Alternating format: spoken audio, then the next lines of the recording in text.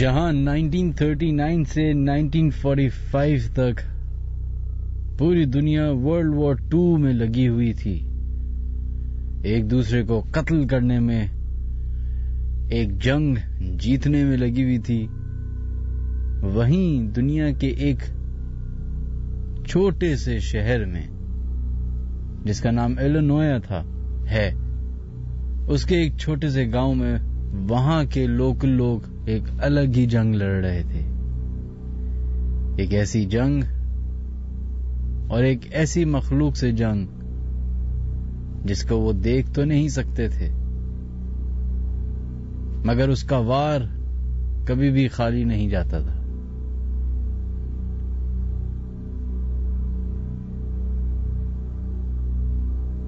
Nineteen 1944 की एक रात थी। एक टैक्सी ड्राइवर की फैमिली के लिए ये कोई बड़ी बात नहीं कि रात के टाइम वो अकेले हों। वालिद टैक्सी चलाया करता था, तो एज यूजुअल अपनी जॉब के सिलसिले में और अपने काम के सिलसिले में वो रात को निकल पड़ा। घर में बाकी थे एक बीवी और 2 बच्चे। ये उनका नॉर्मल रूटीन था कि इस तरीके से वो जिंदगी गुजार रहे थे। एक दिन उसी नॉर्मल रूटीन में थोड़ी बहुत एबनॉर्मल चीज होना शुरू हुई। एक रात जब वो लड़की और बच्चे दोनों सो रहे थे, अकेले थे, तो उसको घबराहट होना शुरू हो गई। शायद घबराहट इस वजह से भी थी क्योंकि दोपहर के टाइम पे उसी औरत ने एक चेक बैंक से जाके कैश कराया था, जो कि बहुत बड़ी अमाउंट था। उसको ये लग रहा था कि चूंकि एक छोटा इलाका है, हर किसी को एक दूसरे की खबर मिल जाती है, तो कहीं ऐसा ना हो कि उस टाउन में रहने वाले लोगों को खबर मिल गई हो पैसों की और वो इनके घर में रात को चोरी करने घुस जाएं। ये वो टाइम था जब एसी वगैरह नहीं हुआ करते थे। गर्मियों के दिन थे तो खिड़की दरवाजे खोल के लोग सोया करते थे। इसी वजह से उसने अपनी बहन को बुला लिया अपने पास रहने के लिए, ताकि वो सिक्योर फील करे। बहन भी आ गई। अब मियां अपने काम पे गया हुआ, रात का टाइम, बहन दूसरे कमरे में सो रही और ये खातून अपने दोनों बच्चों के साथ अपने कमरे में सो रही। कि रात के पहर जब उनकी आंख खुली तो उनको ऐसा महसूस हुआ कि कमरे में खुशबू आ रही है। अभी वो ये चीज समझने की कोशिश कर ही रही थी कि उठने की कोशिश की तो धड़ाम करके गिर गई। उस औरत से चला ही नहीं जा रहा था। उसकी लोअर बॉडी यानी कि दोनों पैर बिल्कुल पैरालाइज हो चुके थे। जैसी वो जमीन पे गिरी, उसकी नजर अपने बच्चों पे पड़ी जो कि जागे हुए थे, रो रहे थे, और सिमिलर उनके साथ भी यही हो रहा था। वो भी मूव नहीं कर पा रहे थे। जब ज्यादा परेशानी हुई तो उसने चीखा, अपनी बहन को बुलाया। बहन भागती हुई घर में कमरे में आई। उनको सबको ये लगा कि शायद कुछ लोगों की शरारत है ये। उन्होंने जिस जगह पे पैसे रखे हुए थे वहां पे चेक किया, पैसे वैसे के वैसे ही थे। अभी ये सब इस घर के अंदर हो ही रहा था कि बाहर की तरफ इसी औरत का हस्बैंड अपनी गाड़ी में घर की तरफ आ रहा था। वो जैसे ही उसकी हेडलाइट घर की तरफ पड़ती है तो वो देख के परेशान हो जाता है कि एक ब्लैक कलर का शैडो उसी औरत के विंडो पे खड़ा हुआ कमरे के अंदर जाने की कोशिश कर रहा है। जैसे ही उसने ये देखा, उसने हॉर्न बजाया, लाइट मारी, डिपर मारा। जितनी देर में वो शख्स उतर के उस ब्लैक शैडो के पीछे भागता, वो ब्लैक शैडो साइड में बनी हुई गली में ही गायब हो गया। जितनी देर में ये मियां साहब उसको फॉलो करने भागे हैं, वापस आए हैं, तो पुलिस और एम्बुलेंस दोनों आ चुकी थी। ये एक अनयूजुअल वाकया था उस छोटे से गांव के लिए जो कि इलिनॉय में था। अभी पुलिस और डॉक्टर्स और एम्बुलेंस उन मरीज को उठा के लेकर जा ही रही थी कि पुलिस को एक और वायरलेस कॉल मिलती है जिसमें एग्जैक्ट सिमिलर केस सुनने को मिलता है कि दूसरी गली में एक शख्स पैरालाइज पाया गया है। उससे चला नहीं जा रहा, सांस नहीं ली पा रही, वॉमिटिंग कर रहा है, लेकिन जिंदा है।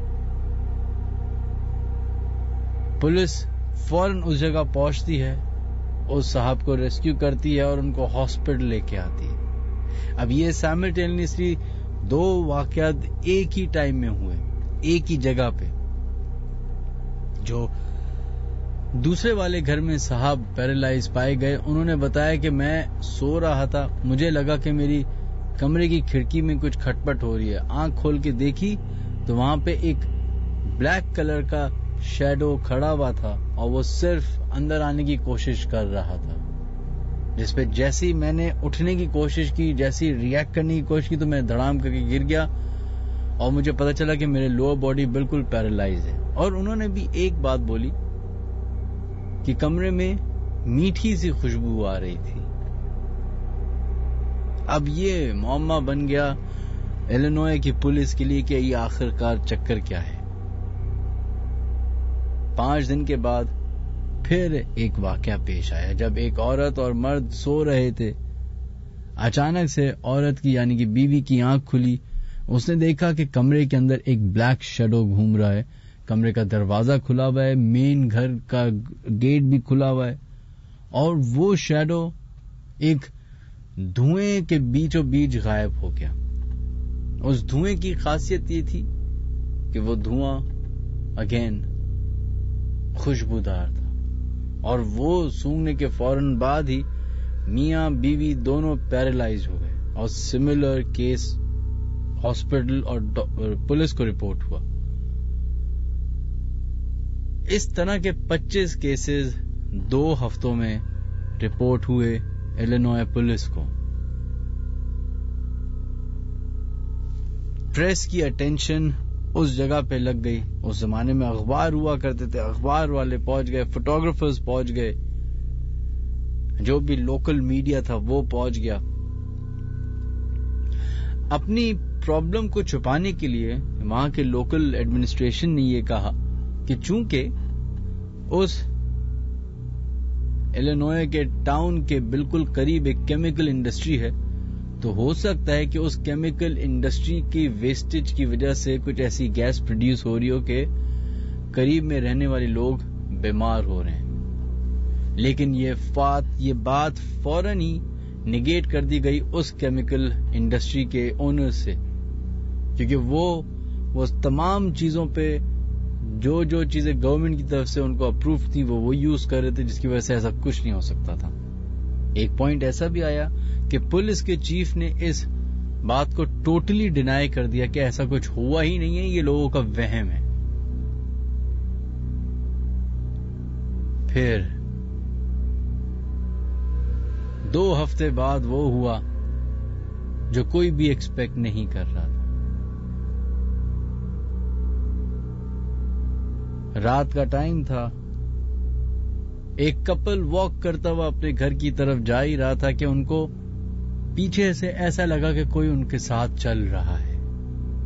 पीछे पलट के देखा तो कोई नहीं, साइड में देखा तो कोई नहीं, राइट पे देखा तो कोई नहीं, लेफ्ट पे देखा तो कोई नहीं। खैर दोबारा अपनी बातें करते करते वो वॉक करते करते चलने लगे। थोड़ी देर के बाद उनको ऐसा फील हुआ कि शायद उनके बिल्कुल ही पीछे कोई खड़ा हुआ है। फिर पलट के देखा, फिर कोई नहीं। ऐसा 2-3 दफा उनके साथ मजीद हुआ। बात उस वक्त जाके रुक गई जब ये लोग एक खाली ग्राउंड जो था उधर से गुजर रहे थे। जैसे ही वो ग्राउंड के बीचों बीच पहुंचे तो उनको एक सामने वाली जगह पे एक शख्स नजर आया खड़ा हुआ, जिसकी शक्ल तो वो देख नहीं पा रहे थे, लेकिन पूरा जिस्म काला था। उनको लगा कि ये शायद होमलेस बंदा है, कोई मांगने वाला है, या फॉर दैट मैटर क्रिमिनल है। तो ये जरा अटेंटिव हो गए, वॉक करते हुए गए, उस शख्स के करीब से गुजरे, पास कर गए। जैसे ही थोड़ा सा आगे गए तो पीछे से आवाज आई,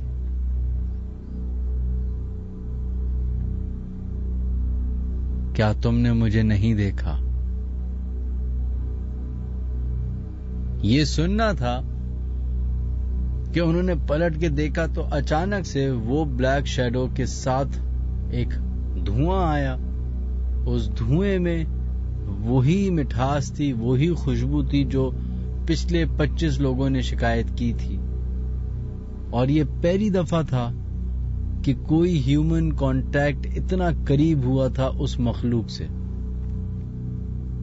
उन दोनों मियां बीवी के इंटरव्यू हैं, उसमें कहते हैं कि हमें उसका चेहरा नजर नहीं आया था, लेकिन उसकी हर चीज की जो आउटलाइन थी वो नजर आ रही थी। बारीक सी नाक थी, शाइन करती हुई आंखें थी, लेकिन पूरा चेहरा विजिबल नहीं था।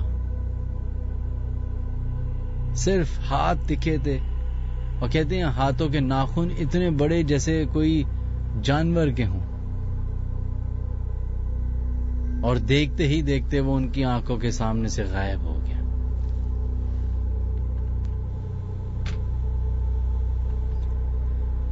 ये बात हम मटोन नाम के एक गांव की कर रहे हैं, जहां पे मैट गैजर नाम का एक मखलूक, एक क्रीचर, एक शख्स, एक मिस्ट्री पाई जाती है, जो टिल डेट मिस्ट्री है कि आखिर वो कौन था।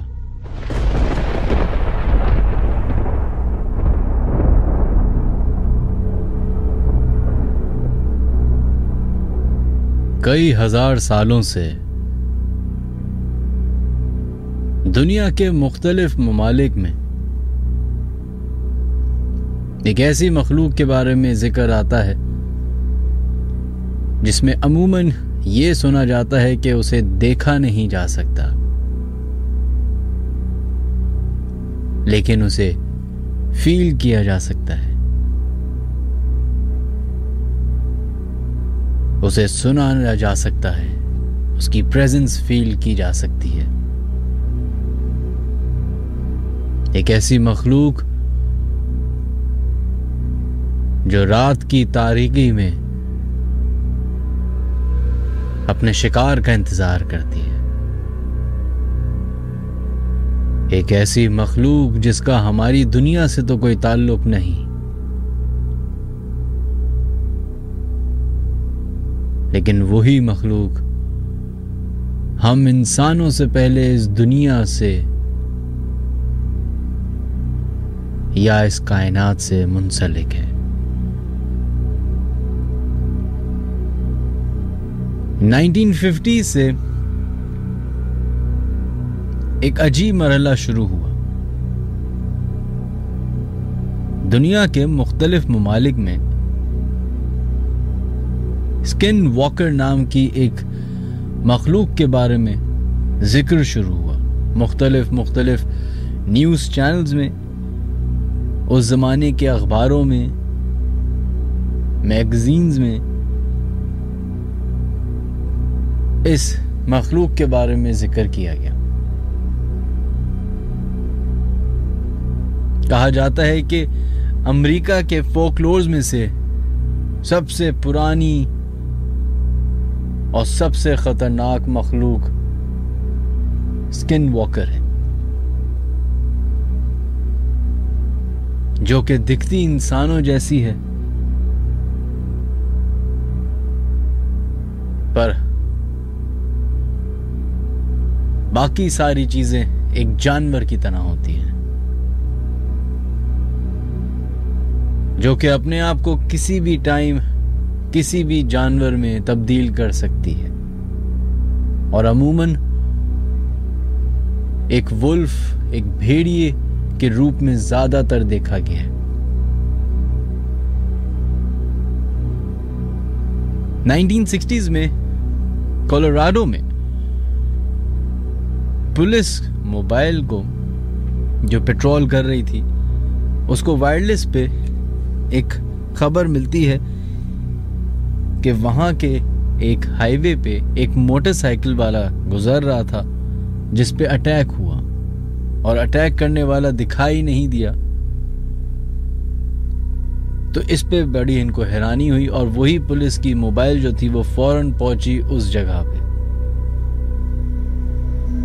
जैसी वो उस जगह पहुंचे उस मोटरसाइकिल वाले से उन्होंने इन्वेस्टिगेशन की तो मोटरसाइकिल वाले ने बताया कि भाई जब मैं बाइक चला के यहाँ से पहुंच रहा था तो अचानक से मुझे पीछे से किसी ने बहुत जोरदार धक्का दिया, ऐसा कि मैं गिरता हुआ आगे गया हूं। पीछे पलट के देखा है तो रोड के बीच में सिर्फ एक काला साया यानी कि ब्लैक शैडो खड़ा हुआ था। हाईवे पे हल्की फुल्की लाइट की वजह से उसको पूरा वो जो भी मखलूक थी नजर नहीं आई, लेकिन जो हल्की लाइट उसके चेहरे पे पड़ रही थी उससे ऐसा महसूस हुआ कि कोई बहुत ही ज़ईफ खातून है, लेकिन आंखें उनकी चमक रही थी, लाल थी और देखते ही देखते वो उसकी आंखों के सामने गायब हो गई। अभी ये सारी बातें चली रही थी कि पुलिस को दोबारा से वायरलेस मिला कि उसी हाईवे के दूसरे एंड पे एक ट्रक ड्राइवर है जिसने एक मखलूक को देखा है।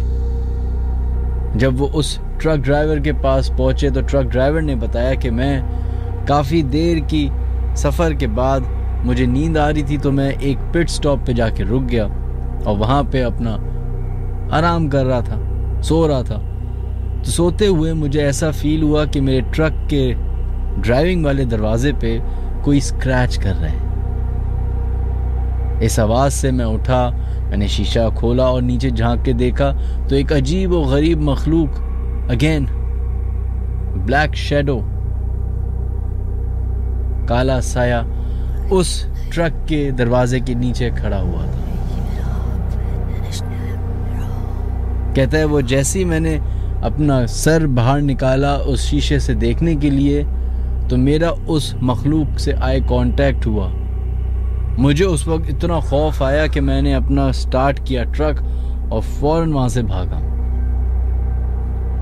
जब मैं ट्रक हाईवे पे भगा रहा था तो मैंने साइड मिरर से देखा तो वो जो भी मखलूक थी वो मेरे ट्रक के पीछे पीछे भाग रही थी।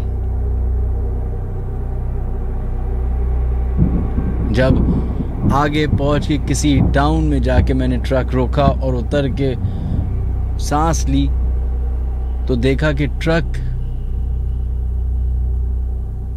के दरवाजे पे ऐसे स्क्रैचेस पड़े हुए हैं जैसे कोई बहुत ही खतरनाक मखलूक या जानवर ने अटैक किया। अब ये दो वाकयात एट अ टाइम हुए थे उसी हाईवे पे और यही पुलिस वाले जो हैं इसकी इन्वेस्टिगेशन करते करते अपने पुलिस की तरफ, अपने एकेडमी की तरफ जा रहे थे कि अचानक से उसी हाईवे पे उन पुलिस वालों को लगा कि जैसे इनकी गाड़ी के नीचे कोई आया है। एक सेकंड के लिए उन्होंने गाड़ी रोक के देखा तो कुछ भी नहीं था, रोड पूरी क्लियर थी। वापस गाड़ी में बैठे और अपने सफर के लिए गाड़ी स्टार्ट कर दी, चलाई, आगे बढ़े। अब कहते हैं कि हम गाड़ी बड़ी तेज स्पीड में चला रहे थे कि अचानक से ड्राइविंग विंडो के साथ वाले शख्स के बराबर में जो विंडो थी उस पे एक औरत नमूदार हुई जो उनकी गाड़ी की स्पीड के हिसाब से ही भाग रही थी।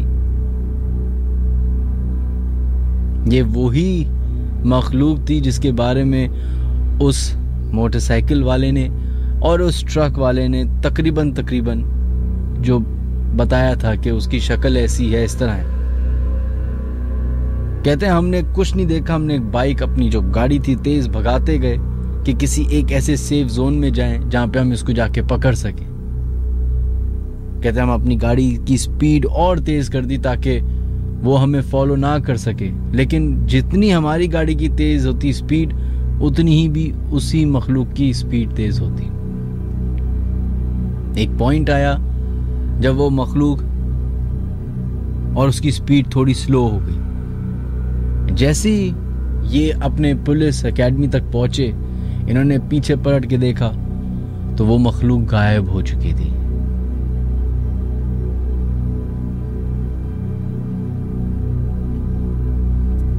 दो 2004 में कुछ इसी तरह का सिमिलर वाकया इंग्लैंड में पेश आया, जब पुलिस को अचानक से रात के 3 बजे एक कॉल आई एक घर से कि हमारे घर में कोई अजीबो गरीब मखलूक घुस आ रही है। वाकया कुछ ये था कि उस घर की फैमिली रहती थी, माँ, बेटी और बाप। बेटी अपने कमरे में सो रही थी कि उसको अचानक से रात के 3 बजे कुछ अजीब और गरीब आवाजें आना शुरू हुई अपने बैकयार्ड से। खिड़की से जब उसने झांका तो उसको उस वक्त सिर्फ आवाजें सुनाई दे रही थी, चारों तरफ अंधेरा था। गौर से देखने पे जो उनका बैकयार्ड था, उसके फेंस पे उसने देखा कि 3 एबनॉर्मल हाइट की वुल्व्स घूम रहे हैं। घूमते घूमते उन्होंने उस लड़की की तरफ देखा जो कि खिड़की से उनको देख रही थी। वो तीनों वुल्फ उसी जगह पर रुक गए। उसके चंद सेकंड के बाद एक वुल्फ बिल्कुल इंसान की तरह उस फेंस के ऊपर खड़ा हो गया, 2 हाथ रख के। अभी वो ये चीजें देख ही रही थी कि बाकी के 2 वुल्फ भी उसी तरह खड़े हो गए जैसे पहला वाला वुल्फ खड़ा हुआ था। दूर से ऐसा लग रहा था कि कोई 3 इंसान खड़े हुए उस लड़की को देख रहे हैं। अभी वो ये सारी सिचुएशन अडेप्ट कर ही रही थी कि उसने देखा कि वो तीनों वुल्फ अब जुड़ते जा रहे हैं और जुड़ते जुड़ते वो एक वुल्फ हो गया और वो इंसानों की तरह बातें करने लग गया। जैसे क्रिश्चियंस में कॉयर्स होता है, उसी तरीके से वो बातें उसी तरह वो बोलने लगा। उस लड़की को इतना खौफ आया कि उसने वालिदैन को जाके उठाया। वालिदैन ने जब देखा तो उनको भी खिड़की से वो चीज नजर आई। वालिद साहब ने अपनी गन निकाली, बाहर निकले मारने के लिए, तो उनकी आंखों के सामने ही वो चीज गायब हो गई।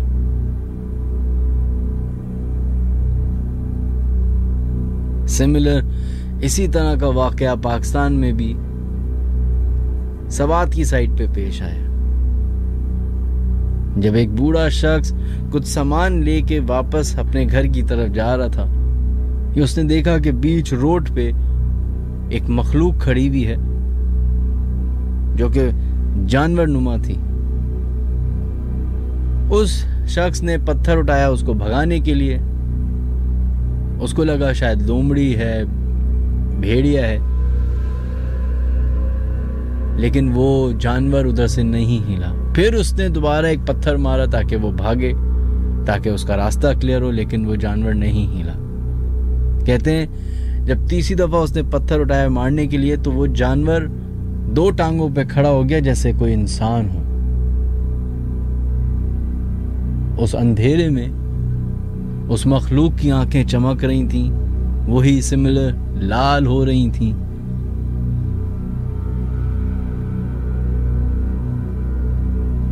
और उसने उस अंधेरे में हंसना शुरू कर दिया। हंसते हंसते वो आवाज इतनी गूंजी कि इर्द गिर्द के 3-4 घर से लोग बाहर निकल आए देखने के लिए। और जितनी देर में वो लोग बाहर निकलते, वो मखलूक उस बूढ़े शख्स के आंखों के सामने गायब हो गई।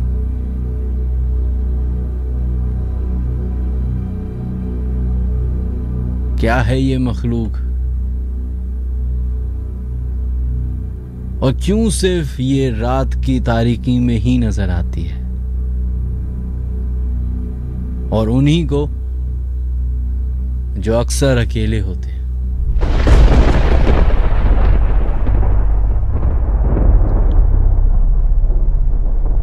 (1528 और 1529 के बीच में एक मस्जिद और एक मजार बनाया जाता है हिंदुस्तान के शहर दिल्ली में। ये मजार किसका होता है और इसमें कौन दफन होगा, ये उस वक्त पता चलता है जब उसमें तदफीन होती है। जमाली नाम का एक उस जमाने में एक पोएट थे जो कि लोदी डायनेस्टी के टाइम पे शायरी किया करते थे और बाबर और हुमायूं के वो चहीतों में से एक थे। शेख जमाली उनका नाम था। एक रिनाउंड सूफी सेंट थे वो। उस जमाने में वो जो अपनी शायरी करते थे तो उससे ये लोदी डायनेस्टी के लोग बहुत मुतासिर होते थे,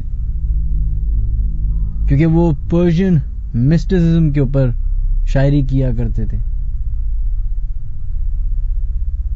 उनकी चंद जो मशहूर तहरीरों में से हैं वो है the sun and moon and the spiritual journey of the mystics.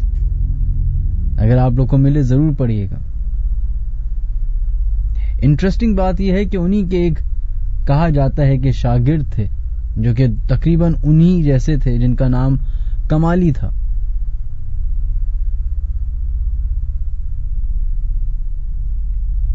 (1535 में उन दोनों की कब्रें बराबर बराबर में बनाई गई, जो कि टिल डेट मशहूर जगह है जमाली और कमाली के नाम से।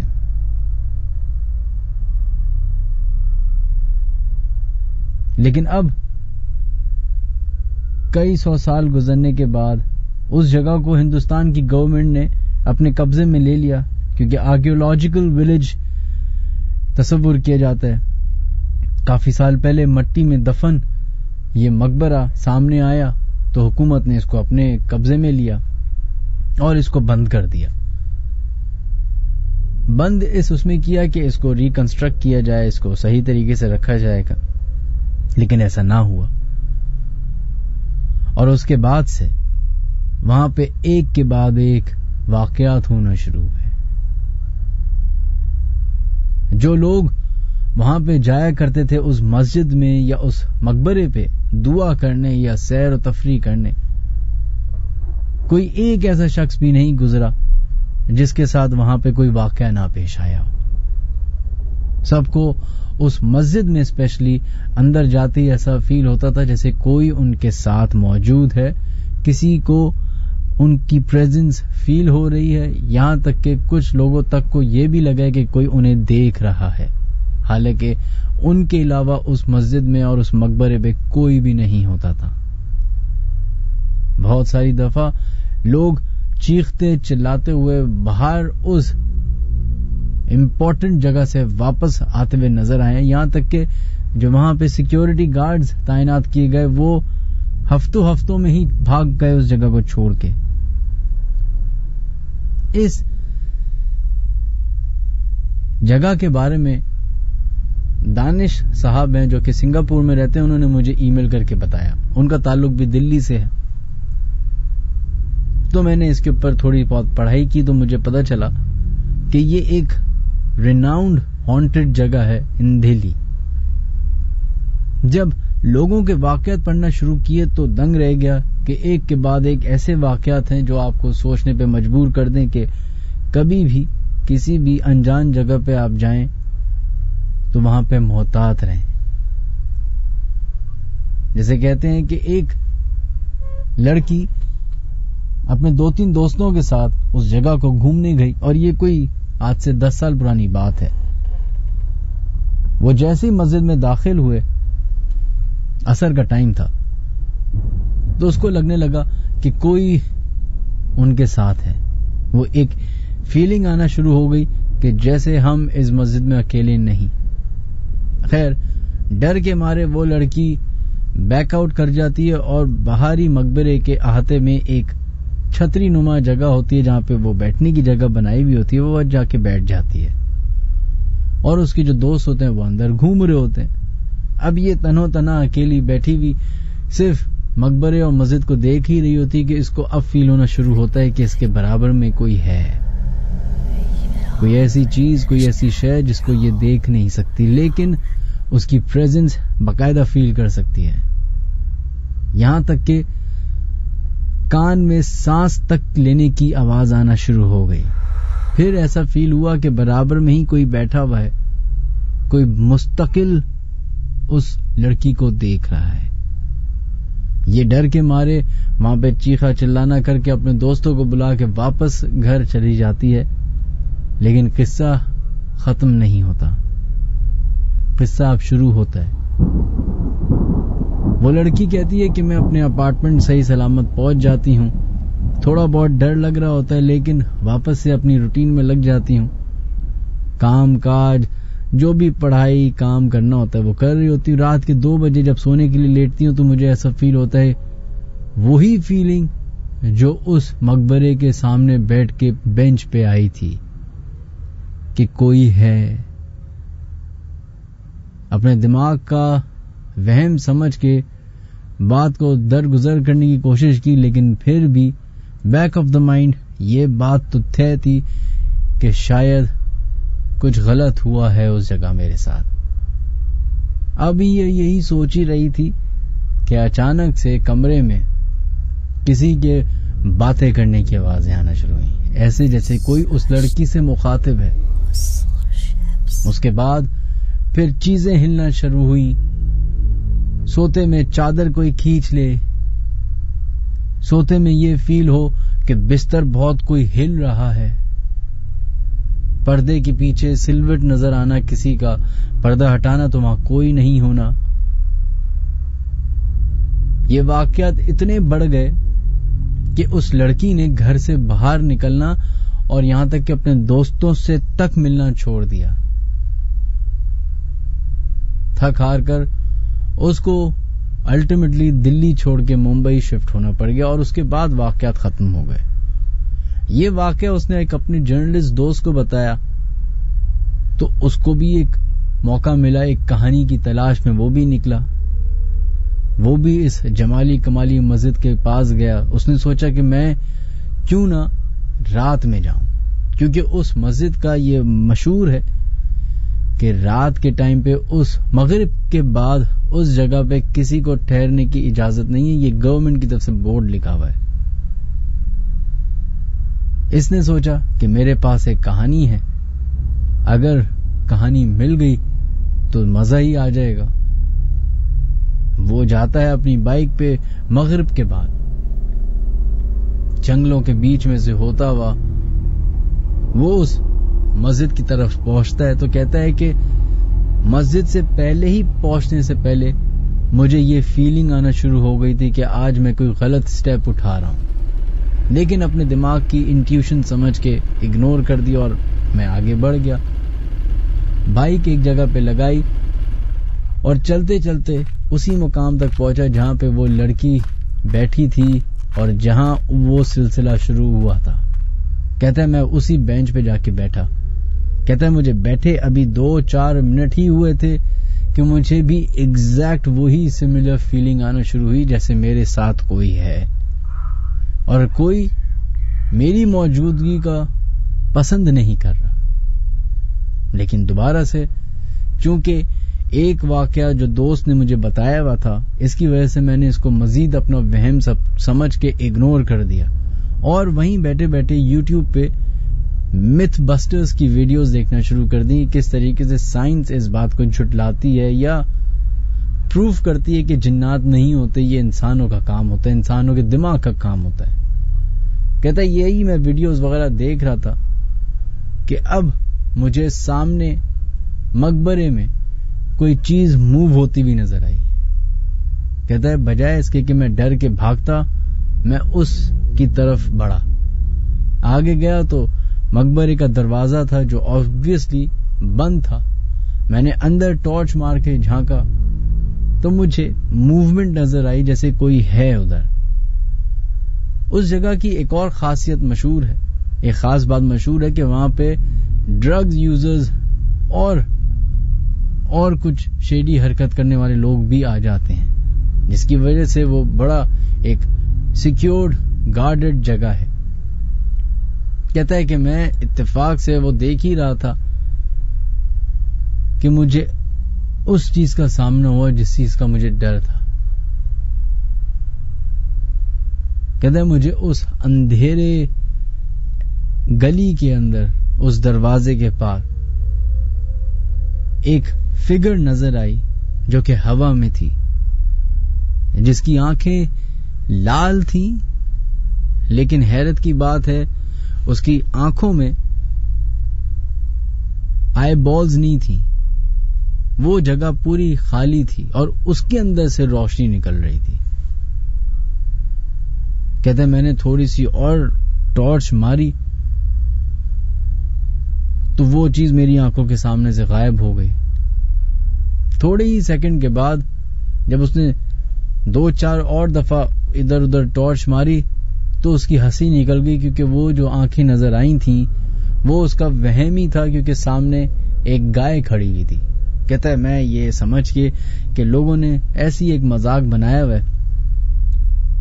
कहता है मैं पलटा हूं और जैसे ही मैं पलटा हूं तो मेरे कान में किसी ने मुझे बोला है कि अब मत आना। कहता है ये सुनना था और मैंने चारों तरफ अपने टॉर्च मारी है, देखा है सामने घना जंगल था, पीछे मस्जिद थी, बराबर में मकबरा था, वहां कोई नहीं था और आवाज ऐसी जैसे कोई बहुत ही गुस्से में भारी आवाज में बोल रहा हूं। कहते हैं वहां से लेके अपनी बाइक तक के सफर में, जो कि हार्डली 3-4 मिनट की वॉक होगी, उन 3-4 मिनट की वॉक में कहते हैं मुझे बार बार किसी के चीखने की आवाज आई।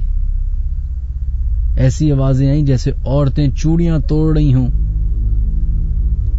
गुस्से में चीख रही हों और ये जाहिर करने की कोशिश कर रही हूं कि यहां आइंदा मत आना। अपनी बाइक स्टार्ट करके वो उस जगह से फरार हो जाता है। ये वो वाकयात हैं जो लोगों ने अपने इंटरनेट पे डाले। फिर जो ईमेल जिन्होंने हमें की थी दानिश साहब, वो भी अपना एक वाकया बताते हैं। ये कहते हैं कि मैं भी उस मस्जिद गया, मुझे भी अपनी जवानी में बड़ा शौक था इस तरह की जगहों को देखने का। तो कहते हैं मैं चला गया और स्पेशली मगरिब की, तकरीबन मगरिब के टाइम पे गया। तो जब पहुंचा तो वहां पे गार्ड बैठा हुआ था। गार्ड ने मुझे अंदर जाने से मना किया।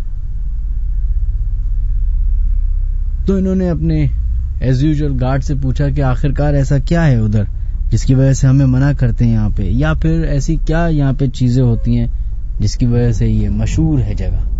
कहता है ये सब झूठ है। 30 साल से मैं इधर नौकरी कर रहा हूं, कई सारे सिक्योरिटी गार्ड्स आए गए, लेकिन मैं अभी तक यहाँ पे मौजूद हूं। तो इस बात की ये तो मैं 100% श्योरिटी देता हूं कि यहाँ पे ऐसा कुछ नहीं है। तो कहता है कि अगर ऐसा कुछ नहीं है तो फिर ये वाकयात क्यों हो रहे हैं और ये झूठ क्यों फैलाया जा रहा है। कह रहे हैं एक वजह ये है कि यहाँ पे ड्रग अब्यूज करने वाले लोग बहुत आते हैं। फिर खाली जगह, अंधेरी की जगह को देखकर बहुत सारी और मुख्तलिफ एक्टिविटीज इधर होती हैं। अभी वो ये बात कर ही रहा था गार्ड कि अचानक से वो कहता है कि लेकिन जो भी इस जगह चीज है, मखलूक है, वो उन्हीं के साथ बुरा करती है जो बुरे होते हैं। इनको ये बात अजीब लगती है कि अभी चंद सेकंड पहले तो तुमने कहा कि यहाँ पे कुछ नहीं है। कहते ऐसा हरगिज नहीं है कि कुछ नहीं है, यहाँ है, लेकिन वो जो भी मखलूक है वो नेक लोगों के साथ बुरा नहीं करती, बल्कि उन लोगों के साथ बुरा करती है जो बुरे होते हैं। कहते क्या मतलब? कहते अभी थोड़े अरसे पहले रात के टाइम पे मैं इस जगह पे बैठा हुआ था कि अचानक से मुझे मस्जिद से बहुत जोर से खौफ, चीख चिल्लाने की आवाज आई और चंद सेकंड के बाद उस जगह से, मस्जिद से लोग भागते हुए नजर आए। तो कहते हैं मैं परेशान हो गया। मैंने उन लोगों को पकड़ा कि तुम लोग यहाँ पे कैसे आए जब ये जगह बंद है?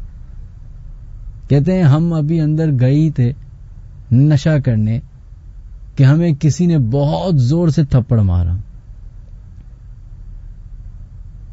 कहते हैं इसी तरह एक और वाकया पेश आया जब कुछ नौजवान इस जगह को रात में फैलांग के अंदर मकबरे की तरफ चले गए।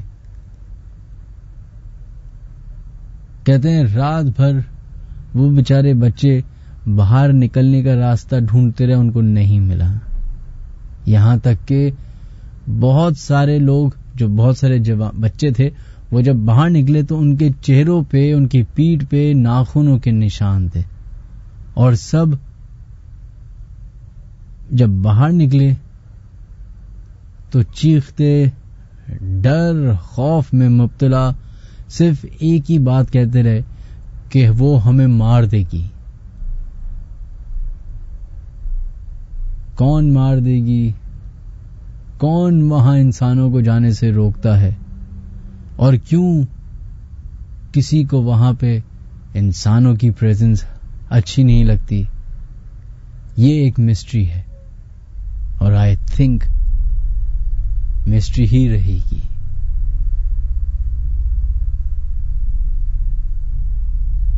अनजान जगहों पे जाना और स्पेशली उन जगहों पे जो कई सौ सालों से बंद हो, एक बात तो तय है कि वो मुसीबत को इनवाइट करने के बराबर है। हमारे कल्चर में बड़ा मशहूर है ये बात कि अगर 40 दिन तक एक जगह अंधेरे में बंद रहे तो वहां पे कोई और मखलूक आके अपना ठिकाना बना लेती है। इसलिए बड़े बुजुर्गों को आपने सुना होगा कहते हुए कि घर की कोई ना कोई जगह हमेशा रोशन रखो, चाहे घर में हो या ना हो।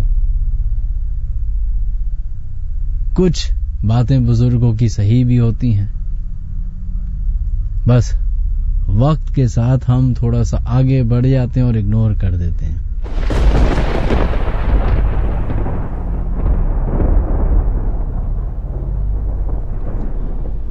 कई सदियों से इंसान रिसर्च, लॉजिक, तहकीक, इसके पीछे भाग रहा है। वजह क्या है?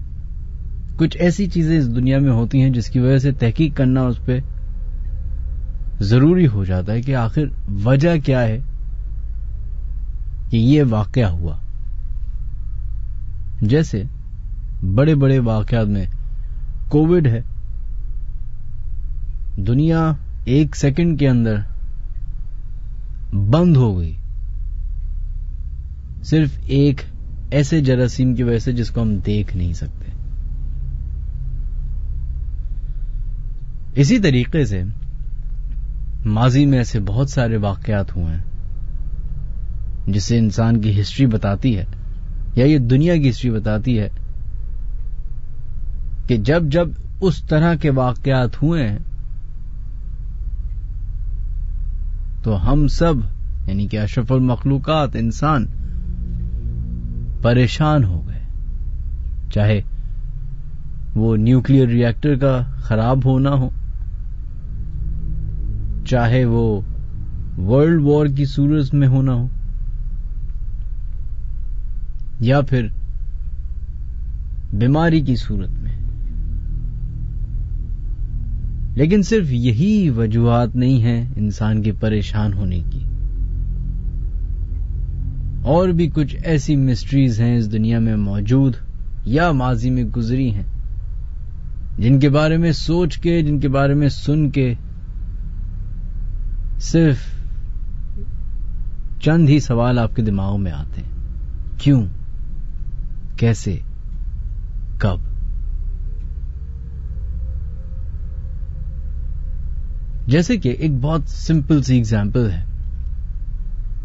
इजिप्ट में एक मिरेकल मौजूद है जिसको हम सब पिरामिड्स के नाम से जानते हैं। अब एक सेकंड के लिए ये सोचिए कि वो पिरामिड्स किस तरह बने। आज से ये उस जमाने की बात हो रही है जब कोई मशीन नहीं हुआ करती थी। तो किस तरीके से इतने बड़े बड़े, इतने भारी पत्थर एक के ऊपर एक रख के पिरामिड्स बनाए गए।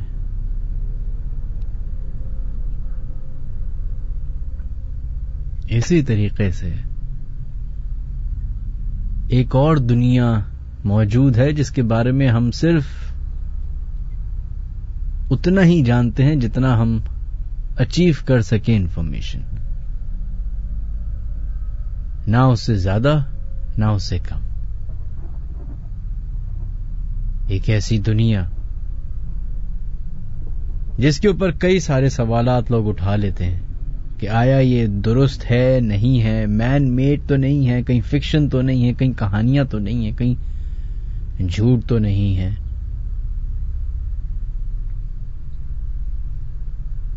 एक ऐसी दुनिया जिसमें वो सब हो जाता है जो एक नॉर्मल इंसानी दिमाग शायद सोच भी नहीं सकता।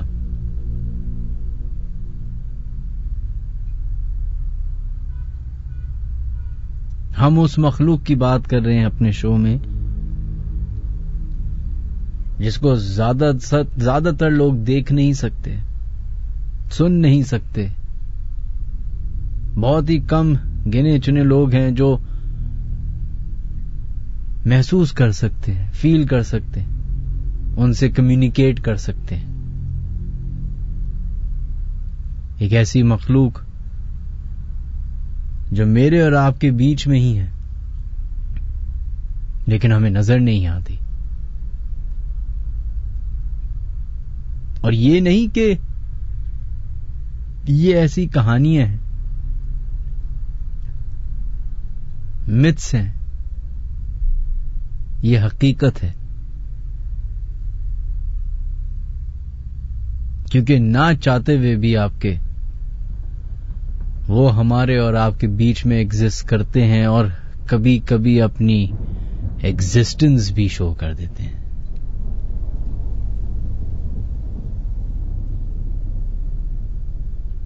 अभी थोड़े अरसे पहले जब लॉकडाउन का सिलसिला चल रहा था तो इस्लामाबाद की एक सिक्योरिटी कंपनी में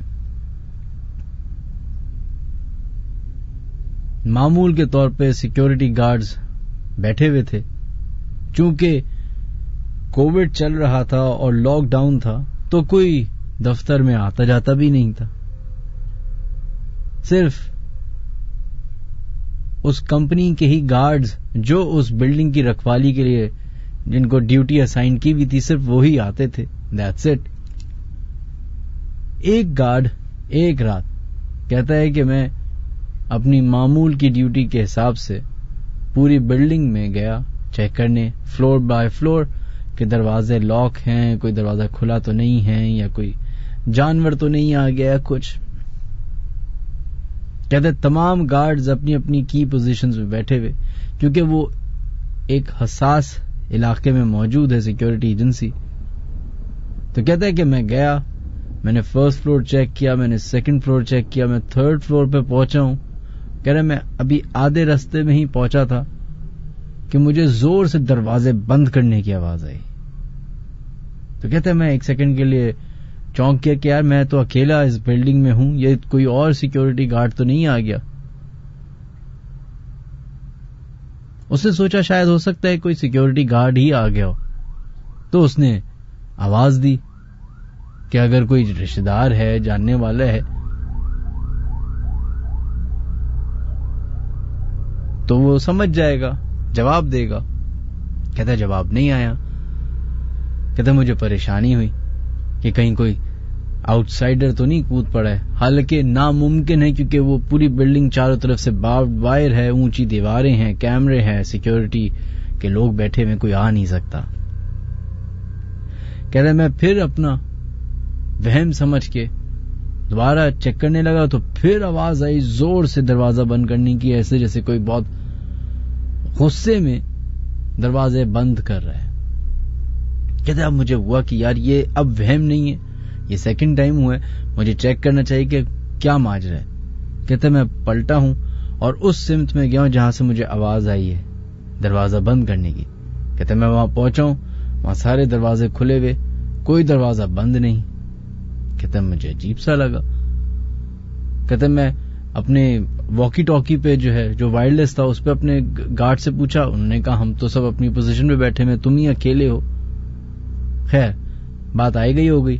फिर वो पूरे फ्लोर पे चेक करके सेकंड फ्लोर की तरफ सीढ़ियों से उतर ही रहा था कि अब उसको सेकंड और थर्ड फ्लोर के बीच में जब वो खड़ा हुआ था तो उसको दोनों फ्लोर्स पे लोग भागते हुए नजर आए। ये परेशान हुआ, इसने फौरन अपनी टॉर्च वॉर्च निकाली, इसको लगा कि शायद कोई बाहर से लोग कूद के आ गए हैं और कोई माजरा है। कहता है मैंने अपने वायरलेस पे भी गार्ड्स को बुलाया। इतनी देर में गार्ड्स अंदर आते, उन्होंने कैमरे वगैरह सब सीसीटीवी ऑन हो गया, सब कुछ ऑन हो गया। वो कह रहे हैं कोई भी नहीं है इधर। कह रहे मैंने सामने अभी दोनों फ्लोर्स पे एक साथ भागते हुए किसी को देखा है और इधर कोई है। वो जाता है चेक करता है पूरे फ्लोर पे, पूरा फ्लोर खाली। सेकंड फ्लोर पे जाता है, पूरा फ्लोर खाली।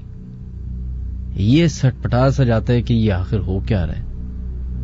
अभी वो सेकंड फ्लोर से फर्स्ट फ्लोर की तरफ आ ही रहा होता है कि फिर से जोर से दरवाजा बंद करने की आवाज आती है। इस दफा आवाज फर्स्ट फ्लोर से आई। वो फर्स्ट फ्लोर पे जाता है ये समझ के कि शायद ये सिक्योरिटी वाले जो दोस्त हैं यही मजाक कर रहे हैं। गुस्से में जाता है, जाके जिस जगह से आवाज आई होती है उधर ही जाता है, उधर लाइट वाइट मार के ऑन करके चेक करता है, सारे दरवाजे खुले हुए हैं, कोई दरवाजा बंद नहीं। पलटता है, पूरे फ्लोर की लाइट है वो ऑफ हो जाती है और जैसे ही लाइट ऑफ होती है तो उसके कान में कोई आके आवाज देता है, आई एम सॉरी। और ये आवाज इतनी क्लियर और इतनी करीब से थी कि किसी ने कान में बोला। कहते मैंने टॉर्च ऑन करके घुमाए तो वहां कोई नहीं। और फिर कहता है पूरे फ्लोर से जोर जोर से कह की आवाज आई है। कहते मैं वहां से भागता हुआ बिल्डिंग से बाहर निकला हूं, गार्ड्स की तरफ गया हूं, गार्ड्स को सारा माजरा बताया, उन्होंने सीसीटीवी फुटेज निकाली है, ऑन की, उन्होंने देखा। कहते हैं कोई भी नहीं था इस बिल्डिंग में सिवाय तुम्हारे।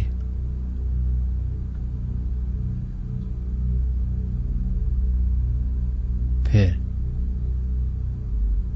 कई दिनों के बाद एक और सिक्योरिटी गार्ड वो उसको बताता है कि इस बिल्डिंग में इस तरह के वाकयात बहुत कॉमन है, इसीलिए अमूमन ये बिल्डिंग 6 बजे बंद हो जाती है और 7 या 8 बजे के बाद हम भी कोई बिल्डिंग के अंदर नहीं जाता। अब आप सोचिए, आप अपने जॉब से निकल के बिल्डिंग से नीचे उतर रहे हो या अपने घर में ही बैठे हो और कान के करीब आके कोई आपसे सरगोशी करे, वो आवाज जिसको सिर्फ आप सुन सकते हो, देख नहीं सकते हो, तो आपका क्या हाल होगा।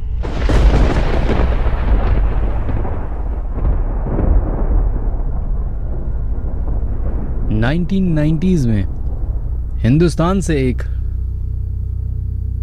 जमात का ग्रुप जाता है नॉटिंघम, न्यूयॉर्क की तरफ। वहां पे एक जगह वो ढूंढते हैं जो कि बगौल उनके 20 साल से बंद थी। उन्होंने डिसाइड किया कि उस जगह को मदरसे में कन्वर्ट करते हैं और वहां से तालीम का आगाज शुरू करते हैं। वो जगह काफी बड़ी थी, 120 कमरों पे मुश्तमिल वो जगह, जिसमें कई गुना बड़े हॉल्स थे। तो वो एक परफेक्ट जगह थी। लोग वहां पे जाना शुरू हुए, शिफ्टिंग हुई, टीचर्स हजरात, स्टूडेंट्स दुनिया भर से जहां जहां से वो ला सकते थे लेके आए। जो वहां के आलिम दीन थे, मुफ्ती साहब थे, उन्होंने जब वो जगह देखी तो उन्होंने अपने पूरे ग्रुप को सिर्फ जो उस जगह का पर्टिकुलर जगह की वेस्ट साइड थी उस जगह को इस्तेमाल करने से मना किया और कहा कि इधर कोई भी नहीं जाए। बाकी सारी जगहें स्टूडेंट्स के लिए, टीचर्स के लिए, लोगों के लिए खुली थी। अब जब ह्यूमन नेचर ये कहती है कि जब किसी चीज से रोका जाए तो लोग सबसे पहले वही काम करते हैं। इधर भी वही हुआ।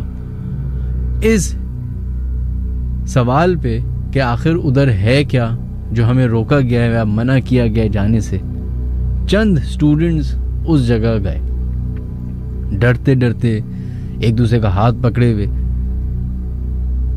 कहते हैं कि जब हम उस जगह पे एंटर हो रहे थे तो पहले ऐसा महसूस हुआ कि किसी को हमारे आने की वजह पसंद नहीं आई। यानी कि पहले आवाजें आना शुरू हुई, ऐसे जैसे कोई बहुत गुस्से में है। फिर उस जगह के दरवाजे बंद होना शुरू हुए जोर जोर से। फिर एक पॉइंट ऐसा आया कि वहां से बाकायदा जाने को बोला गया।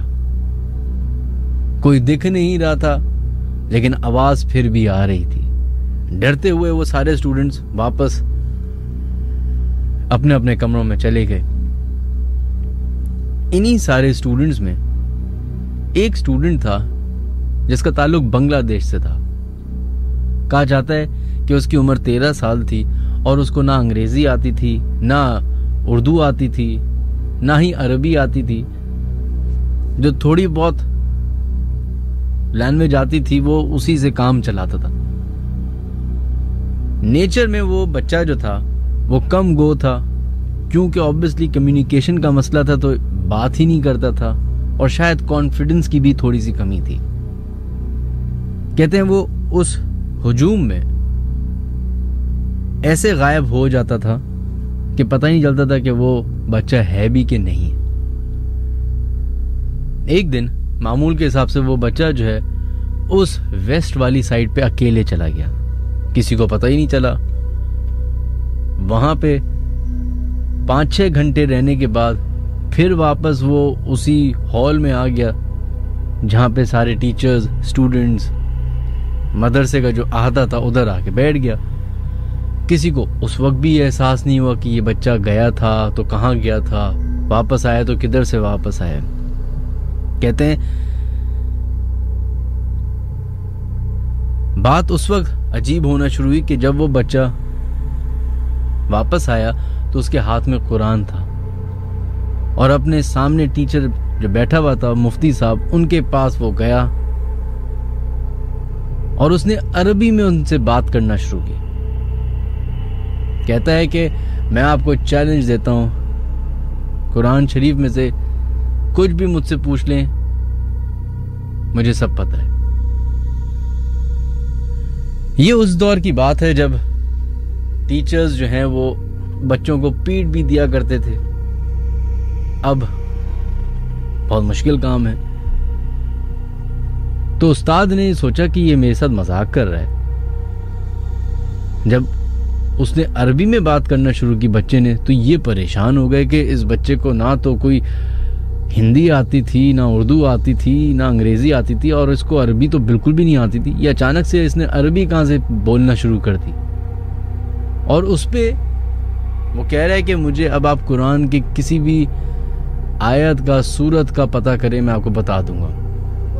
तो उन्होंने भी टेस्ट के तौर पे, मज़ा लेने के चक्कर में उससे पूछ लिया कि फलाना, ये अपना कुरान शरीफ बंद किया, उसके हाथ से लिया और उसे बोला कि फलाना पेज की फलाना आयत बताएं।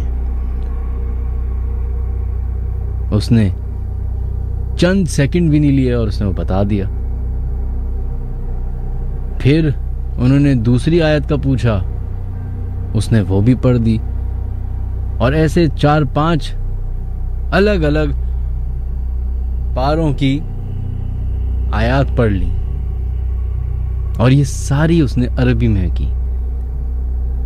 और वो जो अपने टीचर से मुखातिब था वो भी अरबी में मुखातिब था। और वो कहते हैं कि अरबी ऐसी कि जैसे पैदा ही ये सऊदी अरब में हुआ और इसी ज़बान में हुआ। उस वक्त तक ये बड़ा एक उन लोगों को लगा हो कि भाई बड़ा मिरेकल हो गया। एक बिल्कुल नॉर्मल सा बच्चा जो कि इतना ज़हीन भी नहीं है, अचानक से उसके पास ये ताकत आ गई। कहते हैं कि वो उस्ताद जो है वो मान गए इस बात को कि हाँ भाई इसको तो पता है और इसने ये पढ़ भी लिया है। कहते हैं कि अभी उसने ये ख़त्म ही किया था बच्चे ने कि वो मुड़ा है, बाहर कॉरिडोर की तरफ जा रहा है, तो उसने उस तरह उठाया और अपने बाल, आधे बाल काट दिए और आधे बाल रहने दिए। पहले तो लोगों ने मजाक उड़ाया कि ये कर क्या रहा है, लेकिन उसके बाद जिस तरीके से वो बिहेव करने लग गया तो वहां के जो स्टूडेंट्स थे उनको खौफ आने लगा। उसको टीचर्स ने बुलाया, डांटा वाटा कि ये क्या कर रहे हो, ये फलाना करके उसको रवा किया और रफा दफा किया और उसको बोला अपने अपने कमरों में चले जाओ। अब रात का टाइम शुरू होता है, तकरीबन रात के 2 बज रहे हैं, सब अपने अपने कमरों में सो रहे हैं। मदरसे में इंतज़ाम ऐसा था कि एक रूम के अंदर 8 से 10 बच्चे सोते थे। बंक्स बेड थे तो 4-4 बंक बेड्स थे, 2-2 लोग उसमें सो रहे थे। रात के 2 बजे अचानक से एक कमरे से 6-7 बच्चे भागते हुए निकलते हैं, चीखते हुए, और वो जाते हैं मुफ्ती साहब के कमरे में, उनका दरवाज़ा पीटते हैं। मुफ्ती साहब दरवाज़ा खोलते हैं तो वो बच्चे जो हैं सिर्फ और सिर्फ घबराए हुए हैं, डरे हुए हैं। वो उनसे पूछते हैं कि ऐसा क्या हुआ है, तो कहते हैं कि हमारे कमरे में कुछ है, हमारे कमरे में कुछ है, कुछ हो रहा है। वो वहम समझ के जाके चेक करते हैं, कुछ भी नहीं होता। सिर्फ वाहिद वो 13 साल का बच्चा उस कमरे में अकेला सो रहा होता है। वो कहते हैं ये भी तो सो रहा है, तुम लोग बिलावजह में डर, जाओ दोबारा जाओ। वो उनको दोबारा से कमरे में जाके सोने का बोल देते हैं, वो सब चले जाते हैं बच्चे। 15 मिनट के बाद दोबारा वही बच्चे भागते हुए आते हैं और इस दफ़ा दोबारा उस मुफ्ती साहब का कमरा पीटते हैं। मुफ्ती साहब दरवाज़ा खोलते हैं तो फिर वही बच्चे मौजूद हैं। वो कह रहे हैं कि हमारे कमरे में कुछ है और इस बच्चे में भी कुछ है। कहते हैं ऐसा क्या हुआ है? कह रहे हैं हम सो रहे हैं और हमें कमरे में उसके नाम लेने की आवाज आ रही है, जैसे कोई उसका नाम पुकार रहा हो। जब ये बात सुनी तो उन मुफ्ती साहब को थोड़ा सा अंदाजा हुआ कि चक्कर क्या है। फौरन उस बच्चे को बुलाया गया, सारे बच्चों को कमरे से बाहर निकाला गया। अब मुफ्ती साहब के साथ एक और लड़का और वो बच्चा बैठे हुए।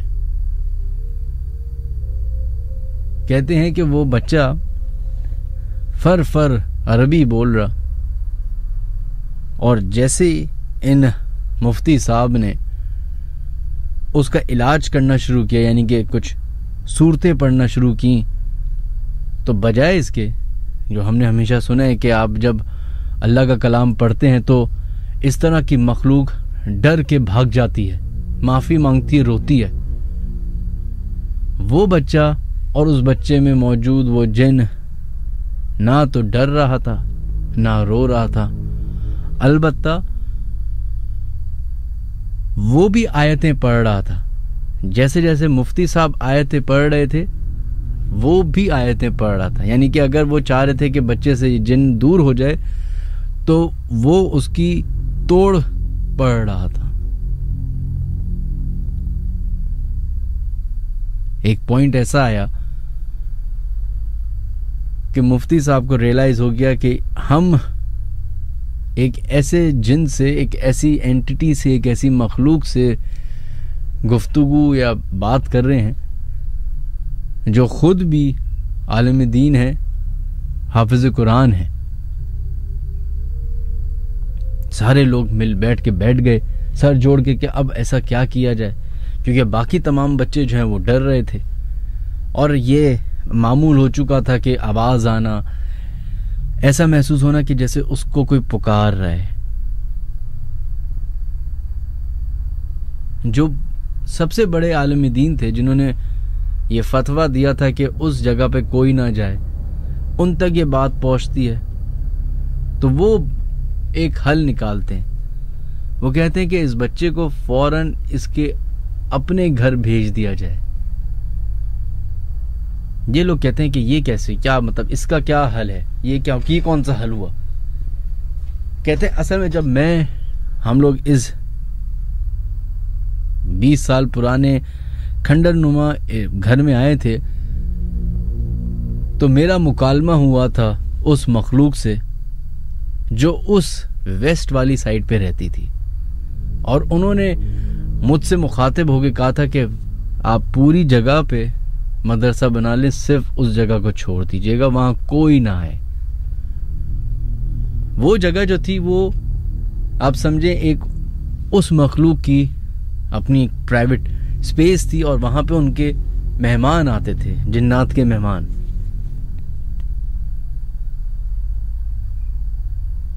तो हल ये निकला कि उस बच्चे को उसके गांव भेज दिया जाए बांग्लादेश में, और 1 महीने के लिए भेज दिया जाए। 1 महीने के बाद